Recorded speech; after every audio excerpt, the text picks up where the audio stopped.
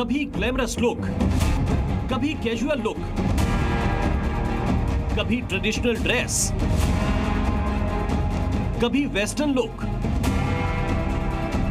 कभी बुलेट की सवारी, कभी ऑन कैमरा गैंगस्टर पति से इजहारे मोहब्बत, कभी आम भारतीय महिला का लुक। आपकी टीवी स्क्रीन पर दिखने वाली महिला का नाम मंजू हुड्डा है। अचानक मंजू इंस्टा की गलियों से निकलकर सुर्खियां बन गई हैं। गूगल में लोग इनको सर्च कर रहे हैं, इंस्टा के अकाउंट को खंगाल रहे हैं। हर कोई यही जानना चाहता है कि मंजू हुड्डा हैं कौन। दरअसल मंजू हुड्डा हरियाणा में चुनाव लड़ रही हैं। बीजेपी ने इन्हें अपना उम्मीदवार बनाया है। ये सूबे में कांग्रेस के सबसे बड़े और कद्दावर नेता भूपेंद्र सिंह हुड्डा के खिलाफ चुनाव लड़ रही हैं। बीजेपी ने इन्हें गढ़ी सांपला किलोई से चुनावी अखाड़े में उतारा है। मेरे पास सिर्फ मेरी मेहनत है और मेरा विश्वास है और लोगों का साथ है, प्यार है, तो बस मैं वो ही करूंगी। और कोई मेरा वैसे तो मैं कोई मेरा राजनीतिक बैकग्राउंड तो है नहीं, सिर्फ मैंने अब तक 1.5-2 साल में जितना भी कमाया है तो मेरे पास तो सिर्फ मेरी मेहनत है, तो वो मैं करूंगी। इनका परिचय यहीं खत्म नहीं हो रहा। दरअसल मंजू हुड्डा एक जाने माने गैंगस्टर की पत्नी हैं। नाम है राजेश उर्फ सरकारी। ये रोहतक का नामी गैंगस्टर है। मंजू हुड्डा अपने इंस्टाग्राम अकाउंट में पति के साथ तमाम तस्वीरें और वीडियो साझा भी करती है। बीजेपी उम्मीदवार मंजू हुड्डा के गैंगस्टर पति पर कुल 15 से ज्यादा मामले दर्ज हैं, जिसमें हत्या का प्रयास, अपहरण और लूट जैसे अपराध शामिल हैं।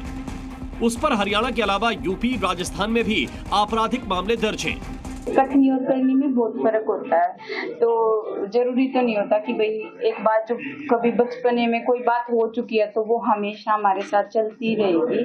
और मेरे पति ने कभी कोई भी ऐसा काम नहीं किया कि किसी को पर्सनली हर्ट किया हो या किसी का बुरा कर दिया हो। मंजू हुड्डा साल 2022 में रोहतक जिला परिषद के चुनाव में सर्वसम्मति से चेयरमैन निर्वाचित हुई थी।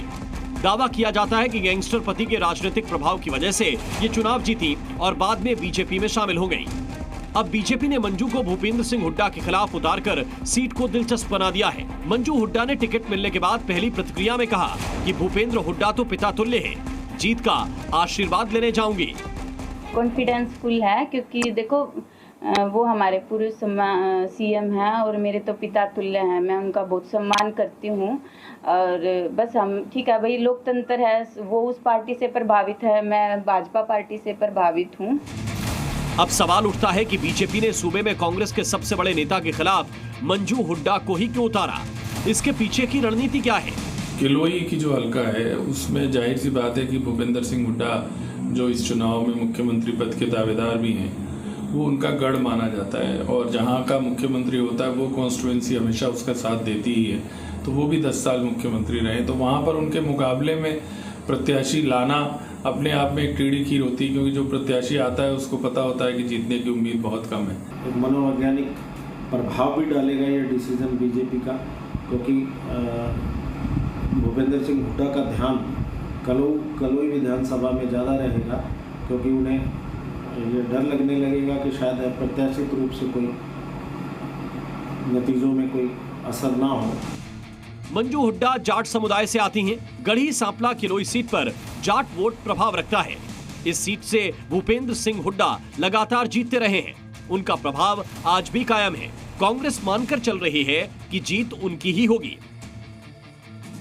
बीजेपी की रणनीति पुरानी है। वो बड़े नेताओं की सीट पर चुनाव को दिलचस्प बनाने के लिए चौंकाने वाले चेहरों को उम्मीदवार बनाती रही है। रणनीति ये है कि बड़े नेता को अपनी सीट पर वॉकओवर ना मिले। ब्यूरो रिपोर्ट, जी मीडिया। जी न्यूज़।